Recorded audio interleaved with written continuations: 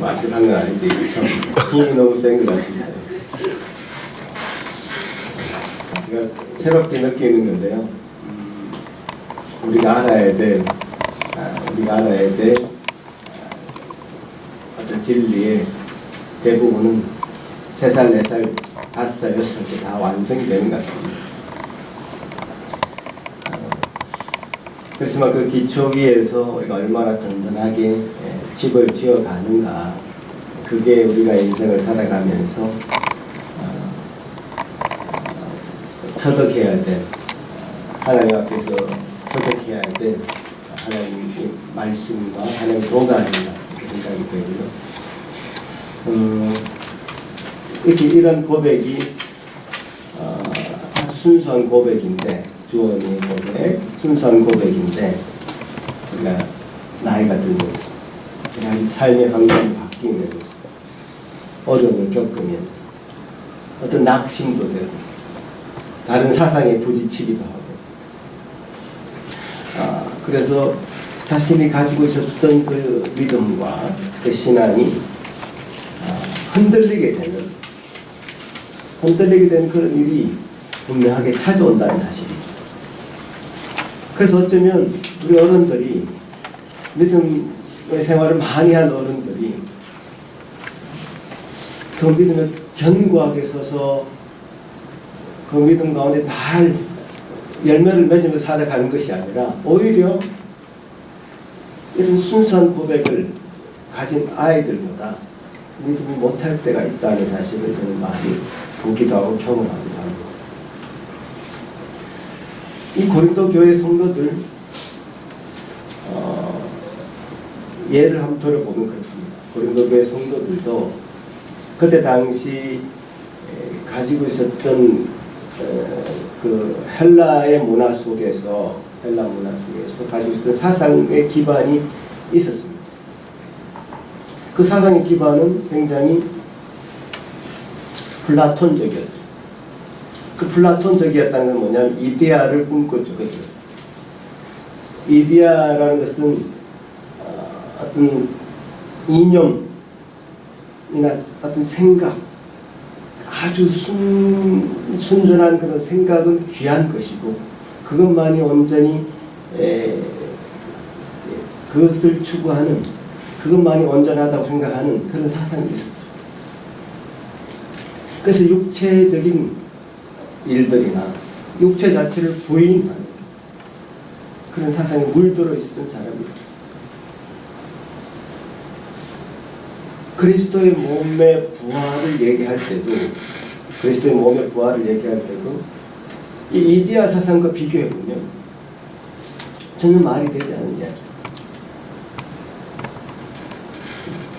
이데아 사상에 건조해볼 때는 몸의 부활이라는 것은 있을 수 없는 이야기였다. 몸의 부활이라는 것은 받아들이기 힘든 그런 사상이었다. 지금 고린도전서 15장에서 이 부활에 대한 아주 방대한 분량을 가지고 고린도 교인들에게 설명하는 것은 그런 헬라적인 문화의 사상에 물들어 있었던, 그래서 그리스도의 부활을 부인하는 자들이 과연 하나님의 말씀 가운데 정말 제대로 된, 바로 된 신앙에 설 것을 건면하기 위해서 이 부활장이라고 하는 고린도 15장이 등장하는 것이죠. 많은 생각들이, 많은 공부가 우리를 더 망치게 하는 경우도 있을 수 있습니다. 우리가 바른 토대 위에, 바른 기초석 위에, 바른 복음 위에 우리 신앙의 지식을 쌓아가지 않고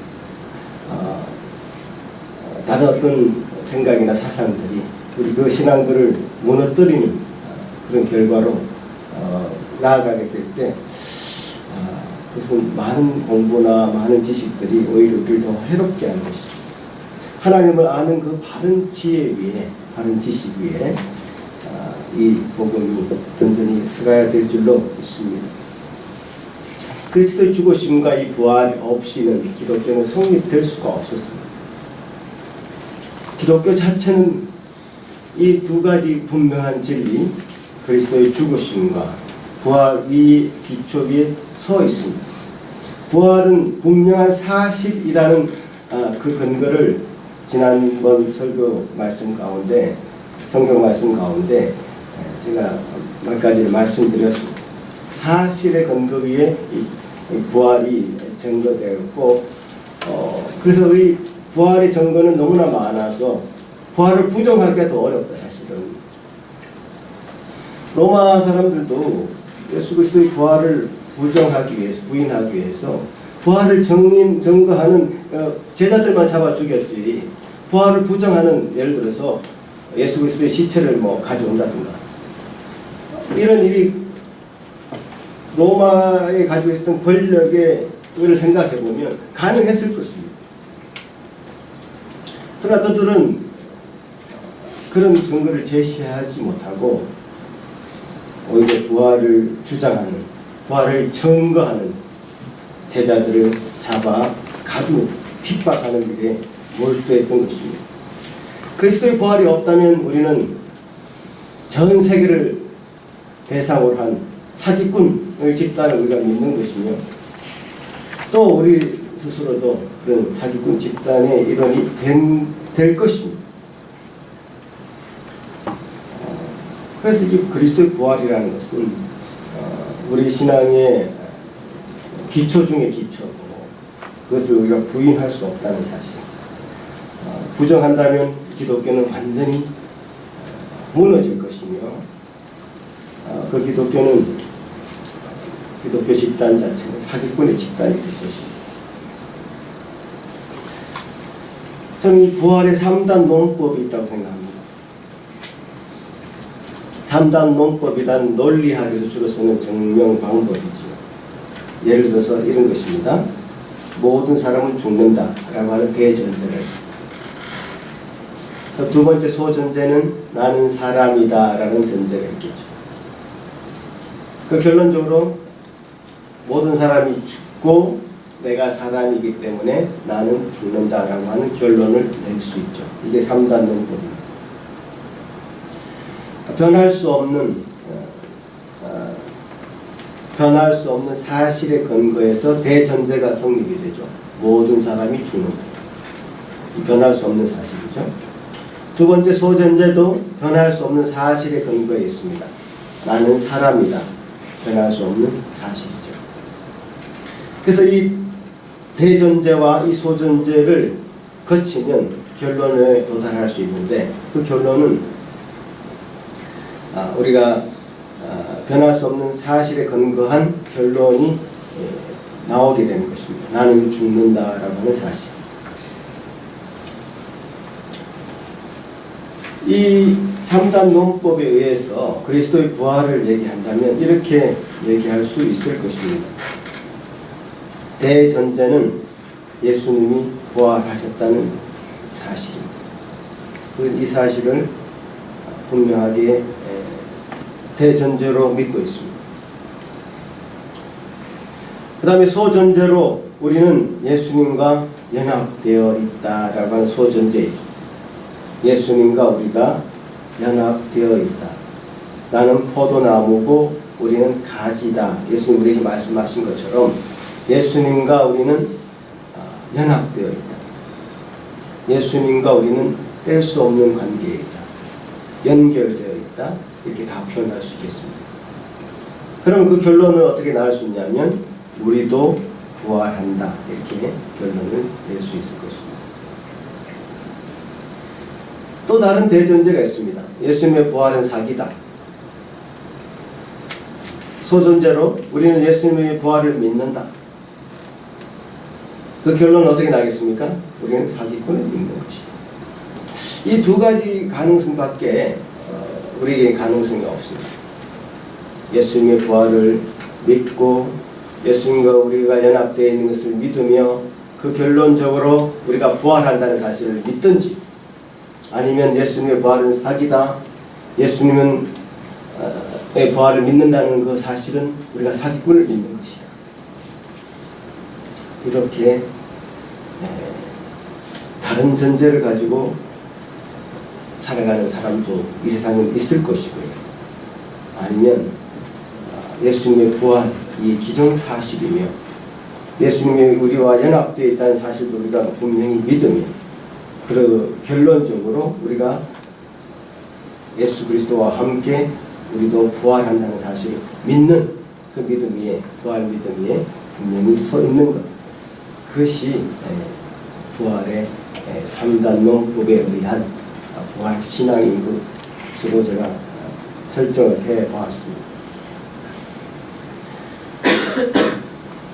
예수님은 요한복음 14장 말씀을 통해서 14장에 제자들 앉혀놓고 이렇게 말씀하십니다. 내가 너희를 고아와 같이 버려두지 아니하고 너희에게로 오리라. 조금 있으면 세상은 나를 다시 보지 못할 것이로되 너희는 나를 보리니 이는 내가 살아있고 너희도 살아있겠음이라.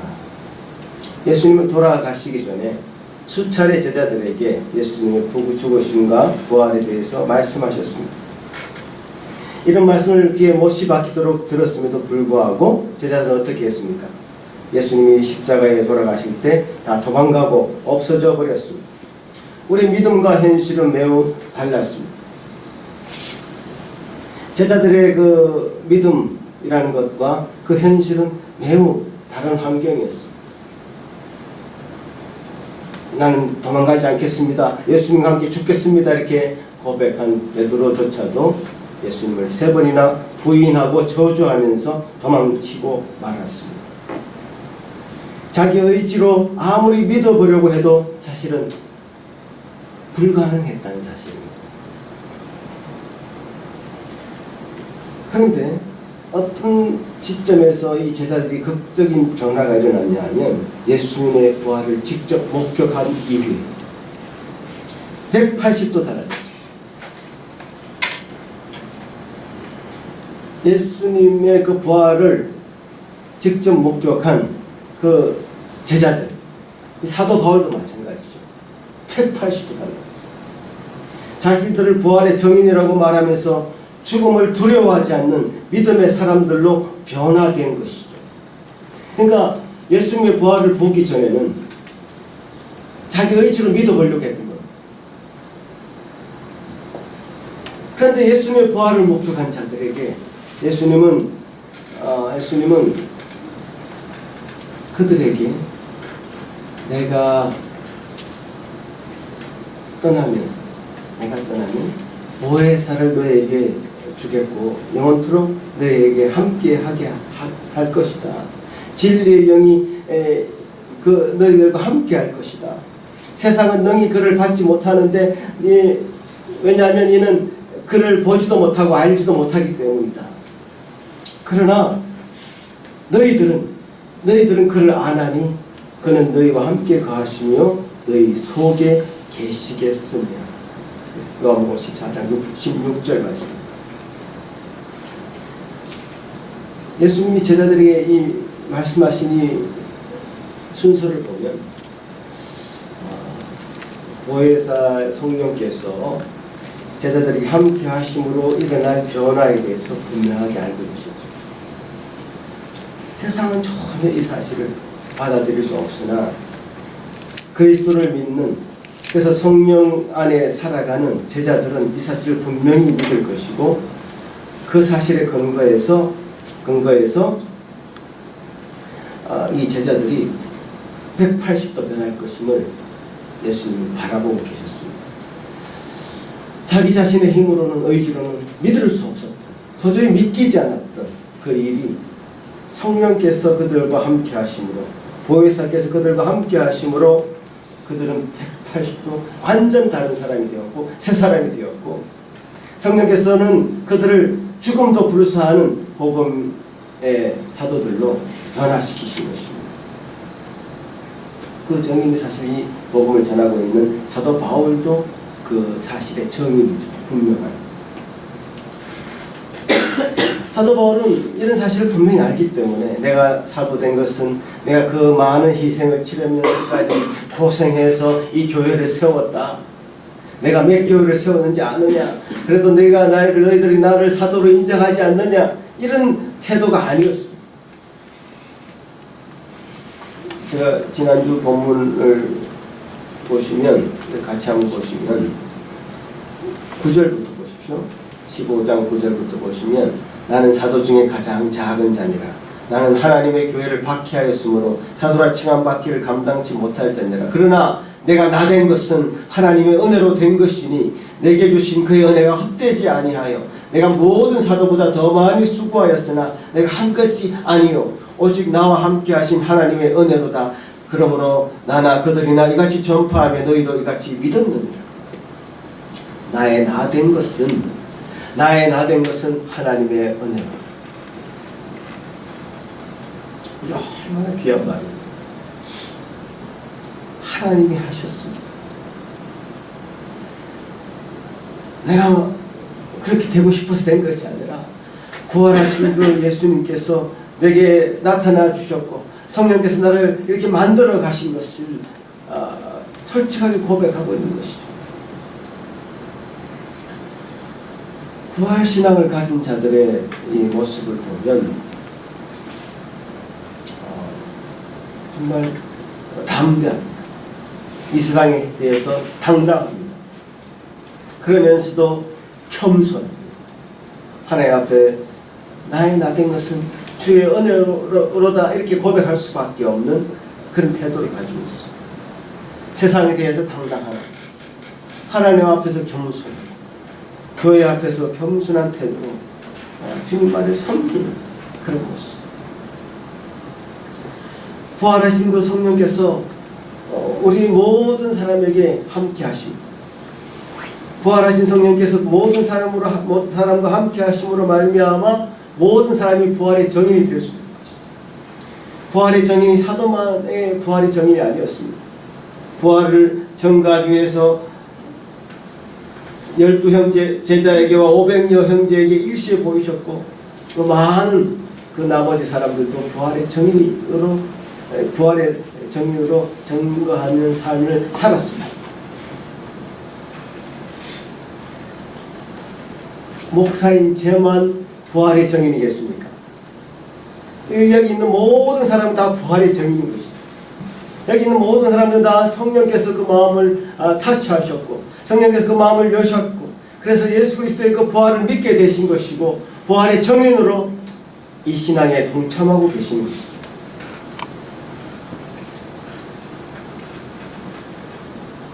이금수 장께서 기도하실 때 성령께서 저에게 함께 해달라고 기도하셨습니다.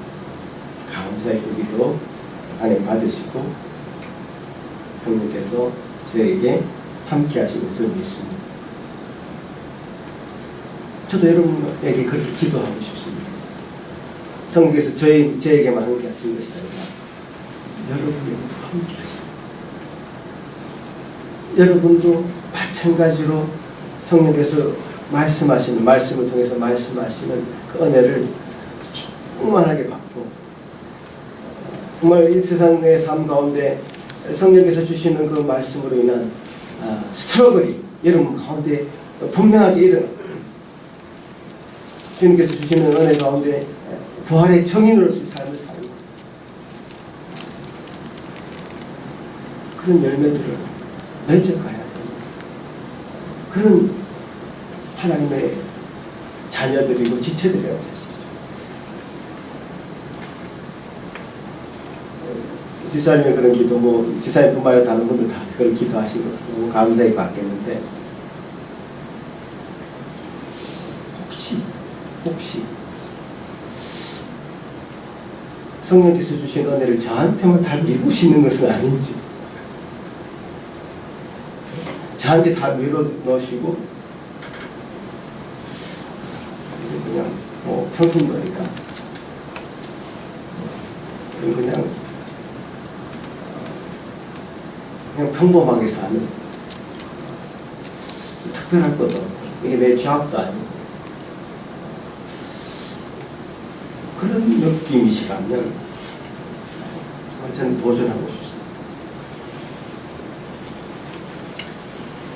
주님께서 우리 모두를 부활의 전으로 삼으셨고, 또 부활을 목격한 자들의 삶이 얼마나 급격하게 바뀌었는지는 말씀을 통해서 확인할 수 있습니다.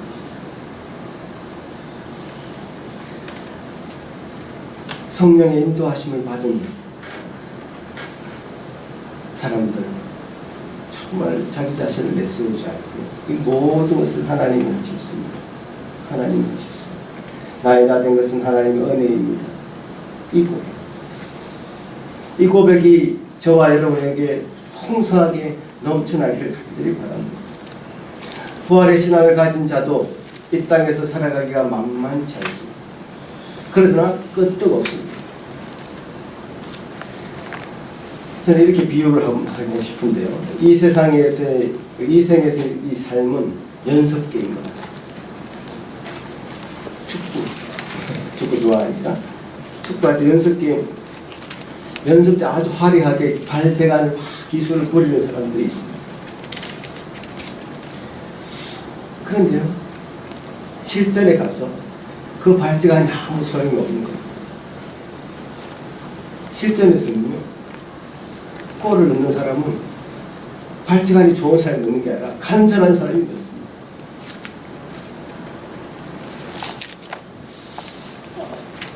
연습 때 아무리 화려하게 살았다 할지라도 실전에서 성적을 못 내는 사람은 그 경기에 참여할 수 없습니다. 저와 여러분이 본 게임에서 성자가 되기를 바랍니다. 2차 세계대전 때에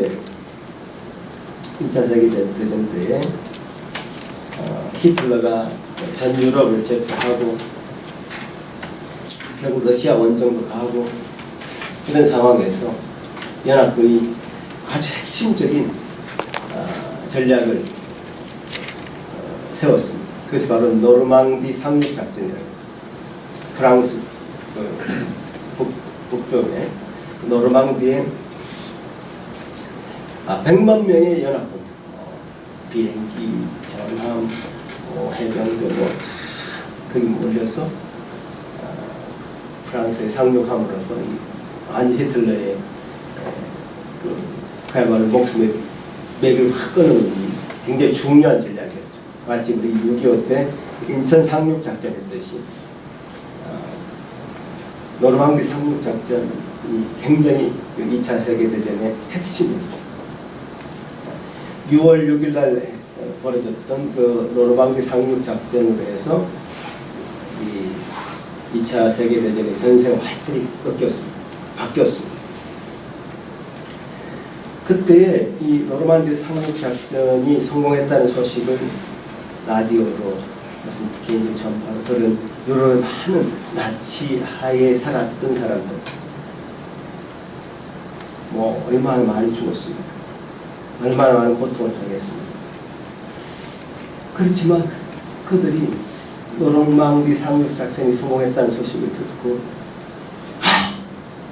우리가 이겼구나, 드디어 우리가 지금 승리했구나.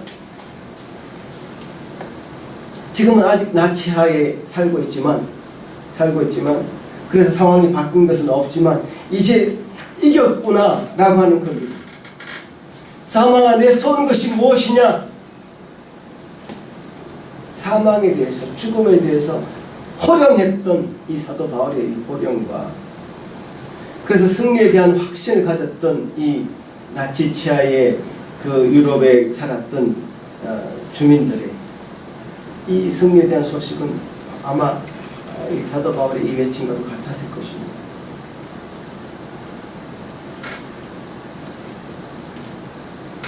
이 승리는 그리스도인의 승리이기도 하지만 그것은 그리스도의 승리였죠. 그리스도가 부활하심으로 이 사망은 이제 꺾이는 것이고, 그리스도가 부활하지 않으셨다면 우리는 여전히 죄 가운데 사는 것이고, 신음 가운데 사는 것이고, 고통 가운데 사는 것이고, 그러면서 그 결론도 고통 가운데 죽는 것이죠. 그러나 지금은 고통 가운데 있지만 승리에 대한 소식, 마지막 승리에 대한 소식을 분명하게 우리가 듣고 결국 이제 나치가 다 물러갈 때까지는 참고 기다리는 그 시간을 우리가 지금 지내고 있는 그런 상황이죠. 그리스도께서 부활하심으로 우리 잠자는 자들의 첫 열매가 되셨다. 그리스도께서 부활하신 것은 그리스도만이 부활하신 것이 아니라 우리 모두가 부활하게 되는 첫 신호탄이었습니다. 이 세상에 사망이 들어온 것이 아담에 의한 것이었다면 두 번째 아담이신 예수 그리스도부터 부활은 시작된 것입니다. 첫 아담 아래에서 모든 사람이 죽었다면 두 번째 아담이신 예수 그리스도로 말미암아 모든 사람이 삶을 얻을 수 있게 된 것입니다. 이 부활의 분명한 진리 위에 여러분의 신앙의 터전을 든든하게 세우시고 부활의 증인으로서 성령께서 열매 맺게 해주시는 그 열매를 정말 맛보고 누리면서 살아가시기를 간절히 바랍니다. 성령께서 제 마음 가운데 함께 하셔서 이 부활을 믿고 받아들이고 그래서 부활 가운데 부활 신앙을 살아가게 하셨다면 여러분에게도 그 풍성한 은혜가 충만하시기를 바랍니다. 그래서 어떨 때는 스트럭을 해야 될 것입니다. 주님 내게 말씀하시는 말씀으로 부여잡고 말씀이 원하시는 바를 살아들이지 못하는 자신의 모습을 보면서 스트럭을 해야 될 때도 있을 것입니다. 그 스트럭은 저만의 몫이 아니라 여러분의 몫이기도 합니다. 함께 스트럭을 하시죠. 함께 하시면서 함께 주님 말씀을 부여잡고 함께 살아가는 그 공동체가 우리에게 주어져 있지 않습니까? 그래서 함께 부활의 신앙을 세워가면서 부활의 신앙을 넉넉히 증거하면서 그 열매를 풍성하게 맺어가면서 살아가는 저와 여러분이 되시기를 간절히 바랍니다. 기도하겠습니다.